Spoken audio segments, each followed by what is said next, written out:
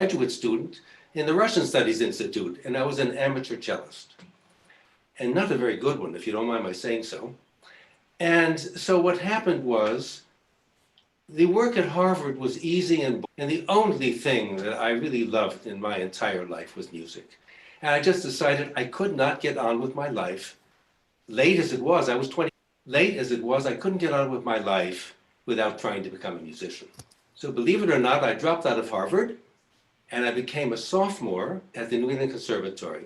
So I switched easy and boring for really challenging and interesting. And it was sort of like giving a dog a bone. Once I could practice as much as I wanted, and get up every morning looking forward to opening the case, and when I make any steps toward doing something beautiful, something meaningful, something that meant the world to me. And so my entire lifetime, I have with excitement and been excited to open the cello case and work. And the result has been, you know, I mean, I worked very, very hard. Slowly, I became, I started becoming a good musician. I'd like to say I'm still becoming one. But that is my unusual story. I started seriously when I was 22. I don't know how many others of you are watching who have a story like mine. Let's see, no, there are no questions yet, so I'll go on. What I've done my entire life, because practicing was a joy, I want to tell you a little bit about how I organized my practicing. Many years ago, I read an interview with Jascha Heifetz. And who's going to ignore what Jascha Heifetz says? And you got to be nuts not to take it seriously. And he said he divided his practice time in half. Half the work that all of us need to do to start building a command of the instrument, and the other half for repertoire. And in the half, the technical half, I have simply done all the work that traditionally has been done, because, you know, people have been playing the cello for a good 300 years. And there's a tradition of how you build a good command of the instrument. Well, of course, that's scales. Scales in thirds, sixths, and octaves, arpeggios, trill exercises, shifting exercises, bowing exercises. Well, all of those things, whether I practice an hour, I never practice an hour. I always practice at least 4 hours. But let's say I devoted 2 hours of my time to that kind of work. It was necessary. You know, football players don't just play football. They work out. They do all kinds of things. And so the way of working out. It's just a traditional way of doing things. In fact, to make a point about the tradition, I have a book published during the reign of Napoleon I, at the Conservatoire de Paris, by the cello teachers of the time, around 1812 or so. It's more than 200. What they recommend, the work they recommend, the technique that they're aiming to develop, it's exactly the same as it is now. Now, I do want to say there are lots of people doing unusual things with the cello now. So some of you probably, you're playing jazz, you're playing in rock bands, you're amplifying the instrument, an entirely new set of possibilities, because the cello is not a powerful instrument. Once you put you put a pickup on, you can fill a football stadium. So that's how I organized my practicing. Since I'm on this subject, this is really, really important, and it has to do with how well you trade. I actually read up a bit about this, not recently, but I did read up about it. My ability to concentrate varies from day to day, from different periods of the day. For example, there's some days I get up, I start practicing, within 5 minutes, my mind drifts. There are other days I can hour without losing my focus. So what did I do? Well, what I did was, I switched what I was working on. Let's say I was doing scales and octaves and it sounded awful, which can happen. And I was frustrated, and my frustration was leading me not to want to practice. So this on, or I put an etude on, or I did something else, and my interest was renewed. And it's very, very important. You know, of course, sometimes you want to take a break. That's also important. But I just wanted to point out, forcing oneself to practice when one is unable to concentrate and focus. And what's concentrate and focus? I mean, listen, you have to be listening to yourself all the time. You have to be comparing what you hear coming out of the instrument with what you'd like to hear. And actually, I can't remember who said it, but somebody said, practicing is the art of making your ears happy. And it's exactly true. What else? Yes, so all these years, I want to tell an anecdote. This is a beauty. So when I joined the Cleveland Orchestra, Lynn Harrell, who unfortunately died recently, and who was a fabulous cellist and a charming, kind man. Lynn was a cellist. He played a solo. I couldn't believe my ears. He was 25, I was 27. So I asked him, Lynn, will you give me a lesson? So I went to his apartment. Well, he didn't really know how to help me. So, and that, by the way, that's not a mark against him. He wasn't teaching yet. So we put on a tape, the recital he had given. And one of the pieces on the tape was the piece At the Fountain. And you know, it goes, it goes that fast. I said, Lynn, that was unbelievable. And Lynn said, oh, really? Do you know how I practice it? All the people, the easiest, most graceful, most masterful, most beautiful sounding cellist I personally have ever been around. For 6 months, he went dee, dee, dee, da, and the piece was diddle, diddle, diddle, dee. And I thought, oh my goodness, if Lynn practices that way, I never practiced that slowly, then I thought, well, I better start practicing that way myself too. And I did. My other introduction to slow practicing, or to the necessity of it, when I lived in New York City, I lived in an apartment, believe it or not, directly above Rostropovich's two daughters. And Olga, who was a fantastic, I heard her practicing, she heard me practicing. Well, one day in the elevator, I saw two young girls speaking Russian. I said, are you Miss Rostropovich? And she said, yes. I got myself down to her apartment as quickly as I could. She had studied with her dad, and with all due respect to everybody else, in a class of his own. Well, Olga helped me a lot, and she was a charming, wonderful teacher. But again, she told me her father practiced that slowly. And it changed the way I worked, because to build up the kind of mastery that you need to deal with the pressure of, we spend 99% of our time in a small practice room. A friend of mine once said, we've all left hundreds of great performances in the practice room. It's probably true. Okay, I have a question to answer. All right. Robert May, I've been practicing scales, etudes, and assigned pieces each session. Best to do each at every session, or just focus on one each practice session. I'm trying to optimize my time. Thank you. Well, my answer to that, one has to be honest with oneself. Now, I'm talking about my being honest with myself. I had to recognize what my limitations were. And I had to recognize that whatever those limitations were, I wasn't going to solve them in a piece I was practicing. For example, if I came to a piece that needed you to play octaves, and I hadn't been practicing octaves, I couldn't do it. So basically my answer is, if it's possible, and Robert, I bet you're a very busy guy, I still say, if you can divide however much practice time you have in one part, by the way, you could do the technical work in the latter part of your practice session. You don't have to begin. But somehow, my analysis with athletes is not a bad one. They lift weights, they run, they stretch, they do all kinds of, then they play their games. No football or baseball player just shows up and plays the baseball game. They're training like mad. It depends on the sports, but they're all training. So what I'm suggesting is, with whatever pieces you are practicing, if you still consistently do some technical work, and that's what I would do to divide my time. William here, can you press the mute button on the laptop as well so that the notifications won't beep? You know what?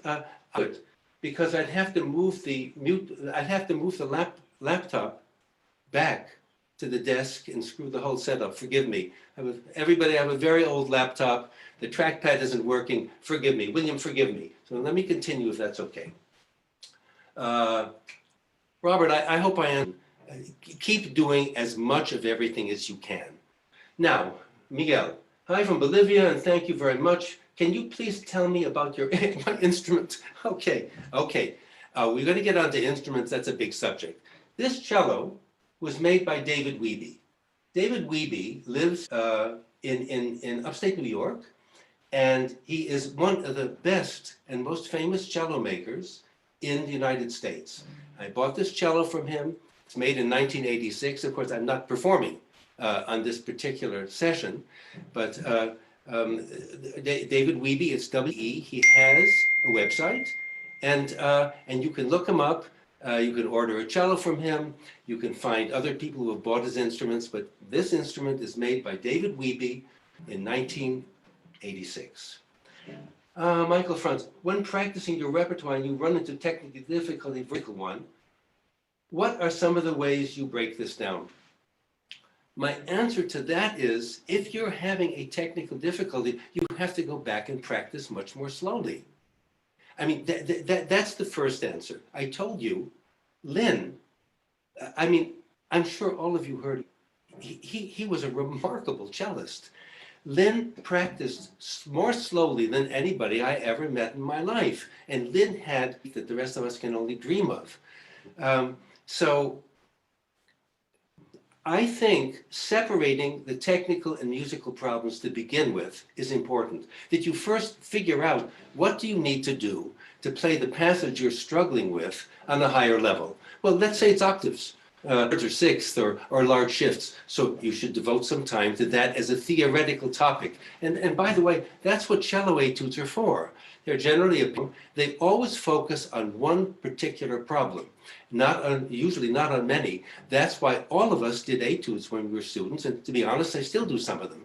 And the key thing with etudes is to do them with a progressive level of difficulty. You know, don't start with the Piatigorsky, please. Okay. See, did I answer your question? Well, yes, I do. Yes, Michael, I do break it down. And then once I feel that I've made some progress with the technical difficulty, then I proceed to work to marry it with the way that I want to sound and bring the piece to life. See, Jessica, do you have any advice on guiding younger students and their parents through practicing? Sorry, that's somewhat vague. No, it's not vague. I'm going to be honest with you. I love children. I have a wonderful daughter. I have an 8.5-year-old granddaughter who I adore, but I've never taught children. And so I'm just being honest with you. You know what? I'm sorry I didn't, because I've always loved children. But in my particular life, I focused very heavily on my playing and on performing, and on training mostly graduate students to prepare for getting orchestra jobs and university jobs. So I'm sorry, I just did not teach children. Be gentle and loving with them. That's about the best I can say. Omar, hello, Michael. How would you recommend working on thumb position? Well, there are the answer is there are wonderful etude books. Now, one of my teachers, and the teacher from whom I personally learned the most, Janos Starker, was a wizard of a cellist. He has a book called An Organized Method of String Playing. In that book, there are very highly organized etudes, exercises for working on thumb position. It's a very clever way too. He takes passages from the repertoire edition and builds them into sequential exercises. So I would recommend getting Mr. Starker's book. And again, it needs to be practiced very slowly. What are a few core principles you encourage your students to focus on in the practice room? Well, that's okay question. It's not so easy to answer quickly, but I'll try to. First of all, freedom of motion. Everything needs to be able to move. That you don't want to block the freedom of motion in your bow arm or in your left hand. You want such a way that you're balanced. I want to interrupt myself and say, what I'm offering you is just my opinion.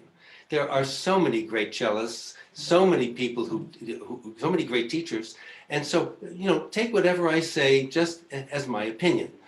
Freedom of sitting comfortably, listening, concentrating, not practicing when you are not able to focus. Now, the way I would flesh out the answer to this question, and actually this is going to help. The next question is from the top line concepts. Let me answer your question. The first thing is with the bow arm, Okay, the basic principle are circular motions. So that if I draw a bow, I prepare. In other words, what I'm doing is a very subtle. Why? The music doesn't stop. So our movements can't stop. We have a huge problem. You know, you blow in an oboe, you play a French horn, you sing, you play the piano, but you know, you're not having to change direction every few seconds. And we have to create the illusion that despite the fact that we're doing this, continuous sound. So the first principle is circularity of motion with the bow and preparing the bow changes. That would take a little bit more time for me to explain, and maybe I'll have the time later. The other concept number 2, alternation of tension and relaxation. I'll show it with both hands. The bow is directly above the string of the frog. Well, the energy from the back is it's going right into the string. Yeah, but what happens out here? Out here, you have to manipulate the stick in order to equalize the pressure. So at the frog, the hand is very relaxed.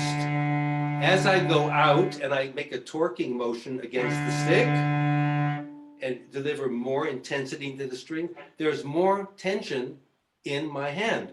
As I come back, it is. So the result is that I am never in a state of tension or relaxation all the time. It's always alternating. How does that transcend? Well, first the circular concept. If I shift, you know, the one thing we don't want is that. So the shifting, I'm exaggerating, okay? The shifting, the elbow leads subtly when you go up and subtly when you go down. So that when you make a shift, you don't have that. This is leading. Now, I'm exaggerating, but the concept is you prepare every motion. Now, how does the alternation of tension and relaxation work with the left hand? I'll tell you. So, when I'm playing with my first finger, the only finger in my hand that has playing tension in it is the first finger. When I switch finger, I release the playing tension in my first finger, and the only finger with any tension in it to push the string down is the second finger. There's a constant alternation. Each finger releases the intensity releases in each finger as I stop playing. So no matter how fast I go, is never in a state of constant tension. I'm always shifting the weight of my arm from one finger to the other, and the fingers that are not playing are in a relative state of relaxation. So then the 3 concepts were circularity of motion, alternation of tension and relaxation. I'm not sure there was, but those are the 3 big ones. What are a few, top 3 technical concepts you find students have the most trouble grasping? What I just talked about, because again, please don't have the impression that I'm putting myself down. I'm just being honest with you. When I started, I was 22 years old and I was an amateur, and I had every problem you can name I had. I was very tight and very stiff. So the first thing that is not so easy to grasp, and I'll say why. Most of us who love music, we're intense about it. You know, we're not, oh, you're the Beethoven Fifth. No, Beethoven said Fifth Symphony makes you like this. And guess what? When I'm like that, look at me. I'm tense. So the irony is, sometimes when the music becomes, the more relaxed you have to be, because otherwise you can't play. So the first concept was to look for ways to use yourself efficiently and to understand which muscle groups are used when you use the bow, when you use your left hand, and how to alternate the degree to which they are either in a state of more tension or in a state of relaxation. That's a big one because most of us deal with a lot of tension, and I worked for years to overcome it, and incidentally, I think about it every day. It's not as if, oh, I became a pretty good cellist and now I just sit down and play. Not at all. I work on all of these things every single day because I have to find them again. The second most, that's a big one. Now, I mean, to understand how to use oneself, and I have to credit did me the most. I was just there for a year, because after my year with Mr. Starker, believe it or not, I had to go into the army for 3 years. It was the middle of the Vietnam War. And it was Mr. Starker who emphasized understanding how one uses oneself very precisely, how one touches this thing in such a way that one does not knots. Another technical concept, well, I mentioned it, is the preparation of shifts. I mean, if you want me to get more specific, you know, there are certain bow strokes that have to be learned. Of course, there's the legato stroke, and preparing. If you see, my right hand is already in the up bow position. During this stroke, I prepare. Now, all I have to do is change direction. Now, watch. You see how my hand is coming around? So, to make a smooth bow change, Paul Tobias unfortunately died and was a wonderful cellist. He said in one of my class, he came and gave a class for my students. He said, the new movement is born during the old one. So what he meant was, I'm giving birth to the up bow, and now I'm giving birth to the down bow. So that's a big thing. Bow strokes. This is an orchestral bow stroke. You do. This stroke is done from the entire arm, and the path of the bow in this direction and that direction is even. So that it looks like this. So what happens, that's pretty even. You know, the bow has to reach the string at the same angle on both. Now, another difficult stroke is the spiccato. And the way I was taught that, I don't know if I can do it. I'm not going to try to do that. Yes, I will. Well, Mr. Starker gave me an exercise. It was this. So this is from my whole arm. Now, I switch to the forearm. Let's see, try that again. I can't do it anymore. Then I haven't done it in 50 years. And then the idea was to switch back to the whole arm. But I hope this is helpful. The spiccato, the basic idea of the spiccato is the bow wants to bounce. It's built to want to bounce. So in the spiccato, you have to let it bounce. And the exercise I was given was to do 16 notes, pressing down on the string, and then releasing my forefront and letting the bow bounce. It sounded like this. It's ugly.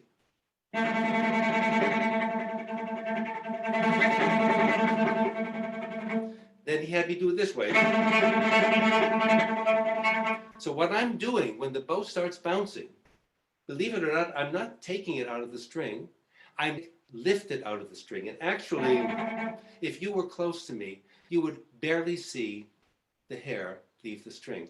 I don't know if I hope that sir, whoever asked for the 3 top technical concepts, these are things that I had trouble learning. Vibrato. Oh, did I have trouble learning vibrato? I was so tight I couldn't do anything. Well, let me tell you how. Okay, first of all, the key thing about vibrato, how am I doing for time? I'm doing fine. The key thing about vibrato is that when we vibrate, we change the note. We change the pitch of the note.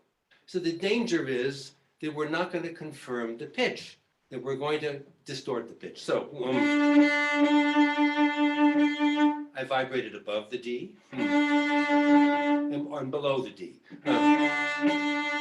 There, I confirmed the D. The way I was taught when I was to make a motion like this, and then slowly slow it down and anchor my finger on one note and keep the motion from the arm going, because the vibrato motion comes from the arm. I don't know of any cellists who do vibrato from the hand or the fingers. Maybe there are. Perhaps they sound great. But the way I learned was from the arm. And so in slow motion,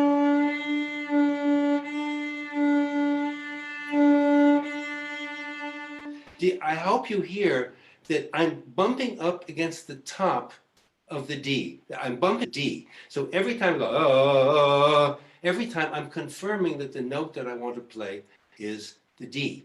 Another thing, how to use the hand, how to use the fingers really quickly. This is how I learned that. It was an exercise like this. The idea was you let the fingers go very quickly, like this, and then you vibrate.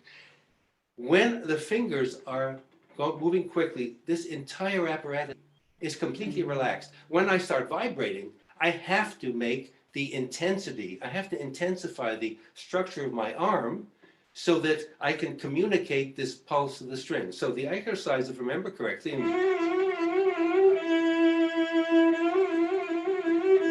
so the thing is, I'm deliberately going from a state of great relaxation in my hand so that my fingers can move like that, but for the vibrate, the whole arm has to work as a unit, so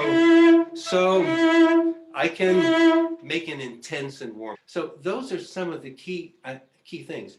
Now, we haven't even begun to talk about music, but this is a cello chat, I guess, so I'm trying to cover a lot of things. And by the way, please, please, if I haven't answered your questions adequately, please submit them again. Let's see.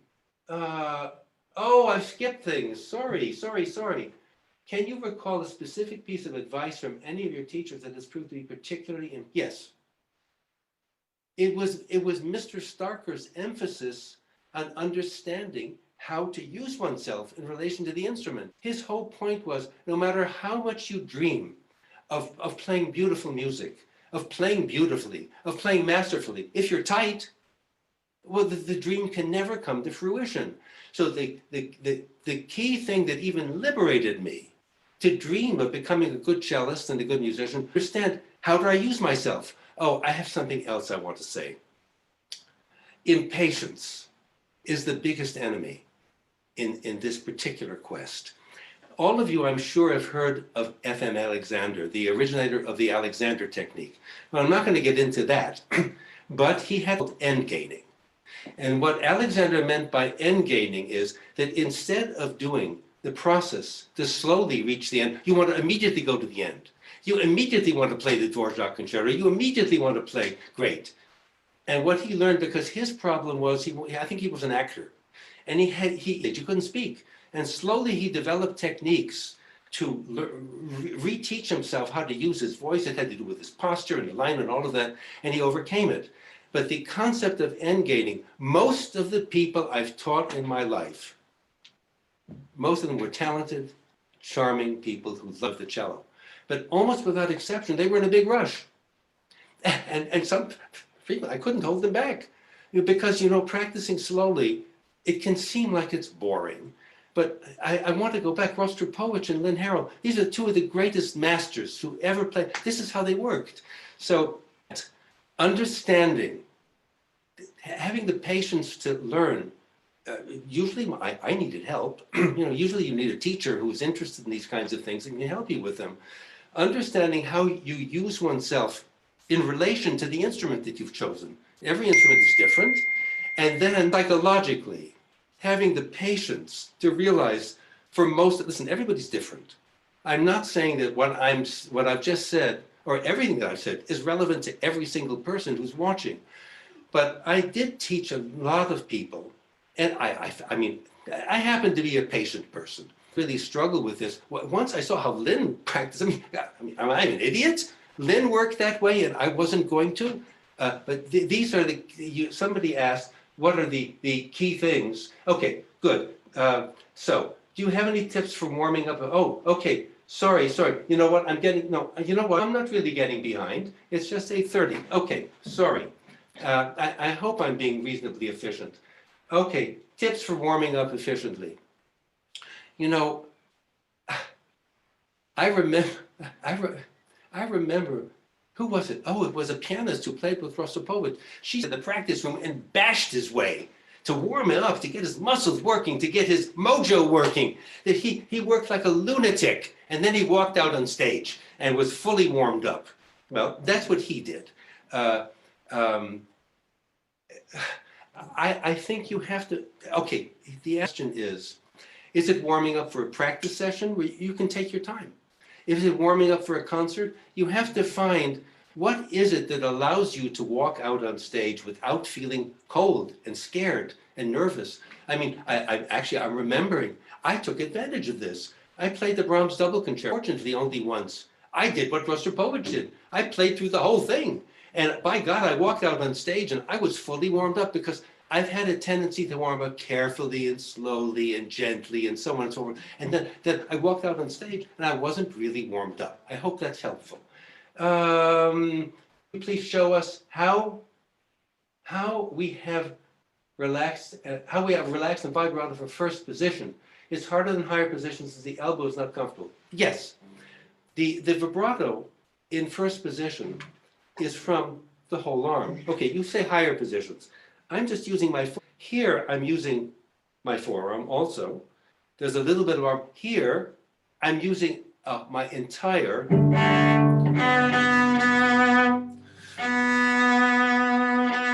I'm using my entire arm. Let's see. Well, you know what? And wide. It has to be relaxed and wide, more or less, because the notes are very far apart. You know, each octave becomes half as big as the next. So the notes in the first octave day are twice as far apart as the next octave, and again twice as far as the one up. So in order to be heard, the vibrato has to be wider in the lower positions. So I hope I've answered your question. The motion comes, the motion that I'm making, I hope I'm holding my sweater, I'm actually making a rotational motion with my entire arm, and on the cello, my hand, of course, is in a cello playing position. You know, I'm not doing like that, but I hope that answers your question. It's a rotational motion from the entire arm. Yes, it is. Well, is it harder? I don't know that it's harder to vibrate in first position. It's just, it's a completely different technical, it's a challenge, so I hope I helped you with that. I'm from Japan, my name is Yoshi. Could you tell me how to practice getting the high position pitches right in tune? Okay, well, so no one can play better than they can hear. And Yoshi, if you know that you're playing out of tune in the higher positions, well, that's a big first step. And please, I'm not making fun of you. It's the same for me. If I can't hear whether I'm playing well or not, how am I going to practice well? So you've taken the first step. The first step is that you're unhappy with the way you sound up there. The next, I'm sorry to say this, is to patiently work more slowly. Mr. Starker's book has I mean, there are lots of other books. I'm not promoting Mr. Starker's book. This is a particularly good one because he was recognized as having a fiendishly fabulous left hand. So doing in thumb position, starting on your thumb, D major, E flat major, E major. There are all kinds of exercises, but the key thing is you've already proved to me that you're ready to improve because you're dissatisfied with yourself. I like to tell, been happily dissatisfied with myself my entire life because I don't know anyone who would sit here in front of you and say, oh, I've played as well as I ever wanted so many times in my life. I know people who've told me they've been comfortable on stage 5 or 6 times, and these are prominent musicians. All of us want to do something that we dream of doing, which is very difficult to do when we're under pressure and on stage. I can give you an example of a famous clarinetist, a friend of mine. So there's a big clarinet solo he played, and he came back when it was over. He was trembling. I said, oh my God, that was fantastic. He said, yeah, but I didn't play it the way I intended. To my ears, it sounded masterful. So the key thing is listen to yourself, work slowly. You can start scales, by the way, in thumb position.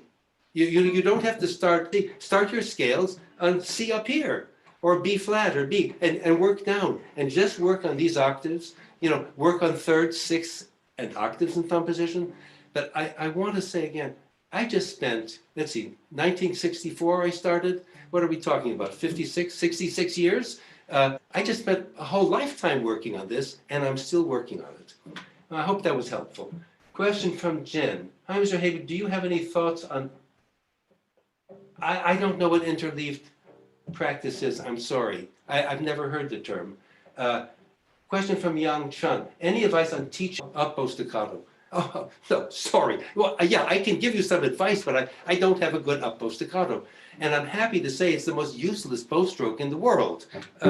Because, even the famous Locatelli sonata, if you look at the original score, Locatelli didn't intend that nobody should be able to have a staccato. If he had intended that, nobody would play the piece. So the answer to your question is, let's say, the spiccato comes from a motion of the fingers. Let's see. That's what I do. Now, that didn't sound so good, but I would practice it slowly. And eventually you get to that. There are, I mean, Gregor Piatigorsky had a staccato that is, and Lynn did too. That kind of, to that level, I know, you cannot, that seems to be a gift that people have or they don't have. But the staccato stroke itself, it is a useful stroke to know, but that's all I can tell you is to practice it and then start going faster, and it'll come. I'm sorry, Jen Dungan, if you would tell me what interleaved, obviously I haven't done interleaved practicing, and forgive me, I don't know what it is. When I get tight practicing, is there an effective way to get my muscle? The answer to that question is, don't get tight practicing. I'm not trying to be facetious. Unfortunately, I can't give you a private lesson now. But what I emphasized earlier, and I have to give Mr. Starker credit for this, the alternation of tension and relaxation allows one to play almost endlessly without getting tight. Now, let me go over it again because it's important. In the lower part of the bow, first squeeze the bow. Oh, this is a good point. So at one point a few years ago, I thought, I've retired. I thought, I want to learn to play table tennis. Well, I looked online and I found a professional table tennis player who gave lessons. Well, what he did was, it was unbelievable. But so I was trying, and he came over and he said, I should be able to take the paddle out of your hand without any resistance. And I realized, yes, you don't want to grab the bow. If you grab anything, I have a long sleeve sweater on. If you grab anything, whole arm tightens up. So when you are playing by the frog, basically you're just putting your hand, all the energy is feeding right into the string. There is no reason for there to be any more tension in your right hand than just to make sure you don't drop the bow. As you go out, to use the stick. You have to use the stick to transfer, here, the energy's here, and you're here. The energy's out here. How are you going to get it there? Well, that's what the bow is for. The bow is a tool to set the string in vibration. And to equalize the pressure, you start with a very relaxed hand, go out, there's an increase. There's an increase of tension. As you come back, you return to zero tension. All through my stroke, my hand is changing constantly. It is never at one level of intensity. It's the same thing. I hope that's helpful, because the reason that I don't get tight when I practice is what I'm showing you. By the way, I didn't learn it quickly, but if you have a teacher who kind of thinks the same way, then or listen, maybe your teacher has a different way of approaching this. But the idea is to remain in a state of tension from the frog to the tip. The left hand I showed you earlier in the program, the only finger with any playing tension in it is the finger that's playing. Put my second finger down, this finger is relaxed. Third finger, this one. So, and no matter what I do, you don't have to lift your fingers, but they have to release. And as a result, it's like a little machine where each is a piston or a little hammer, and as soon as the hammer is no longer working, it rests. And these are the ways in which I don't get tight. I hope that. Thank you so much. I have to say that your present is probably one of the most useful. Oh my goodness. Oh, thank you. Hello there. I put my fourth finger vibrating enough. Oh, okay, good. Okay, so yes, it is the smallest finger. So ever, I don't play. If I'm playing fast, I play the tips of my fingers, because you want a part of the fingertip that is supported by the nail and the tip to press the string down quickly. But when you see, I use the fleshy part of my finger. Now, my fourth finger, there's plenty of flesh there. So, Okay, here's an exercise. Pick a note. By the way, I haven't done this in years. I'm not going to do it well. Take a note. Go from finger to finger. Sorry. Okay, ideally, and then I did 1, 2, 3, 4, but you could do 1, 3, 4, 2. That was close. The idea is that I should not be able to distinguish what finger I'm vibrating on. But the answer to your question is use part of your fourth finger. I really... So I can make a very warm...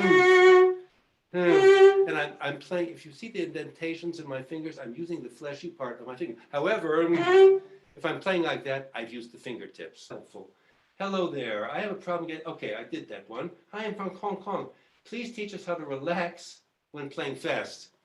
Well, okay, here's the great irony of being a musician. The more exciting the music becomes, the more relaxed you have to be. I mean, all of us, you go to a concert, you hear, I don't know, Brahms' Fourth Symphony or Don Juan or the Tchaikovsky violin concerto, something that you love, or a late Beethoven string quartet. You don't become, gee, that was really nice. No, you're like this. Oh my God, how did I live my hearing this kind of music? Well, look at me. I am so tight, I can hardly move. So this is an act of the mind over the body. And you can work on it. The key thing is you don't want to squeeze the bow, and you want to use this principle of only having the finger that's playing in a state of tension. Let's see, did I help with that? Well, look, I'm not prepared to perform something today. But the key thing is you move, the more relaxed you have to be. Look, if I just want to play one note beautifully, well, I'm just playing that note. As soon as I have to play fast, the level of intensity in my arm, it's gone, and my fingers are completely free to move, just like that. I hope that was helpful. Okay, just a second, I'm getting behind, just a moment. Can you address high thumb positions on the C string?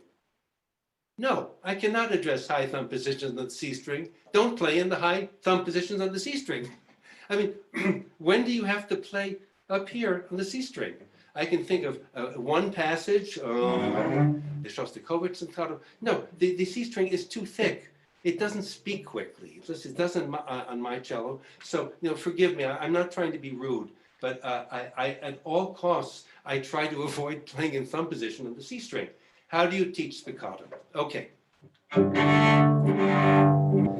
What I was saying earlier was the bow, I hope you can see this, the bow left to its own devices is desperate to bounce. It's made to bounce.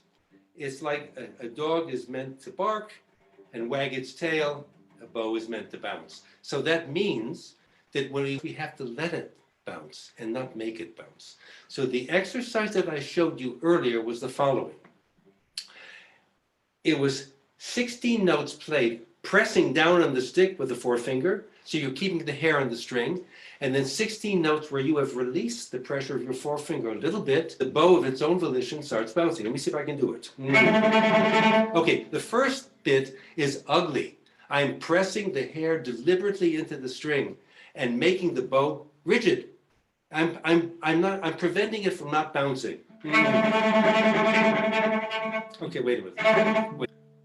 Okay.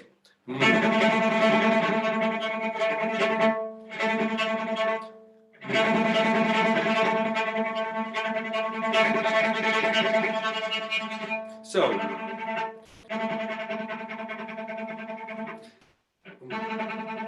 can you leave the string?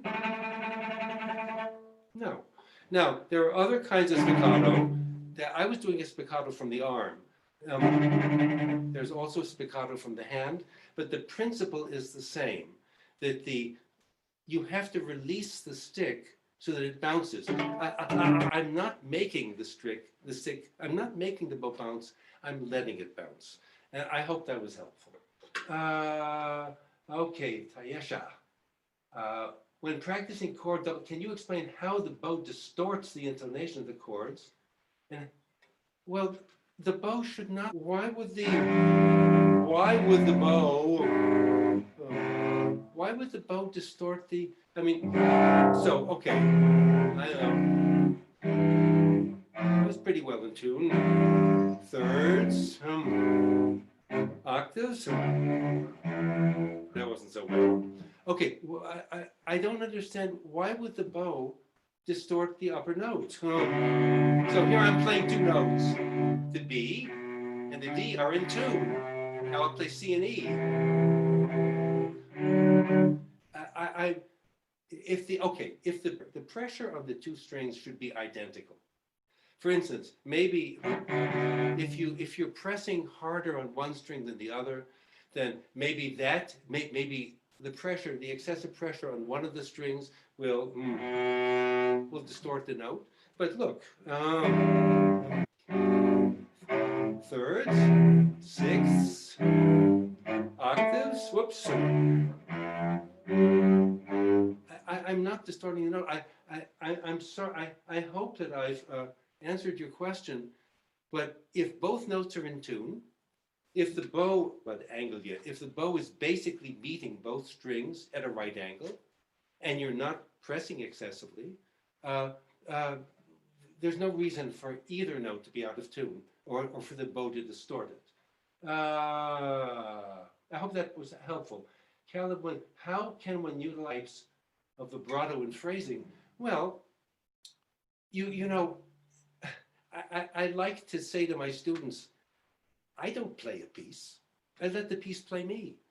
Because if you let the piece of music, how it touches you, how you and people feel differently. There's not one way. That will teach you the kind of vibrato that you need to use. I would never play the first note of the Arpeggione Sonata like that. I wouldn't, the width and speed of the vibrato, what's passing through you when you play is a living interaction with the piece you're playing. It's not something you prepared in the practice room, well, that helps, but in the moment you're performing it, you want to be alive to that piece. And if you are, and you've practiced properly, and you have a vibrato that can do all the things that you would like a vibrato to do, well, then the way that the intensity of the piece, the meaning of the piece, the feel, it will happen for you. I hope that was when you realize, you know what, I'm not using something actually, and I'm not intending to insult you. So please don't take it that way. My vibrato comes, I practiced vibrato. When I started studying the cello, I was very tight. In fact, I'll never forget, I came to a lesson with Mr. Starker. For the first time, my vibrato was a good one. He said, "Oh, you've broken the sound barrier." I'll never forget that day, because up to that point, I was very tight. But my vibrato entirely reflects how a certain passage or a certain piece, a certain period, how it makes me feel. I hope that is a helpful answer. Sorry, interlead Jen Dungan. Practicing involves working on a task for a very short period of time, say 10 minutes, then switching. Oh, I like this. Then something totally, then back. Okay, okay, more effective than, okay, Jen, that's a good idea. I would just alter that. To be rigidly change every 10 minutes, that's to me. There are days, to be honest, when after 5 minutes, I've blown it. You know, I'm not enjoying what I'm practicing, and I'm also not practicing well. I will switch. I will switch to something else. But that could happen after 5 minutes. It could happen after 15 minutes. Your reference to cognitive science is exactly what I'm talking about, except I'm just not organizing it rigidly. Earlier in this interview, I said, there are days I sit down, I can practice well for an hour and a half, and my concentration never falters. And there are other days that are all I have to do is be honest with myself and not continue practicing, driving myself nuts with complete futility when I'm getting nothing done. And I'm repeating the same passage over, 30 times, and it just sounds worse and worse. That's the time where you switch. I like your question. I didn't know it was called interleave, but what I'm saying is I utilize the same idea, but I'm more flexible. I don't insist on 10-minute blocks. I let my mind and my ability to concentrate, I let that decide, Michael, continue. You're doing well. You're working. You're thinking. You're enjoying your work. Or Michael, what are you doing? Stop this. Do something else. Take a break or something like that.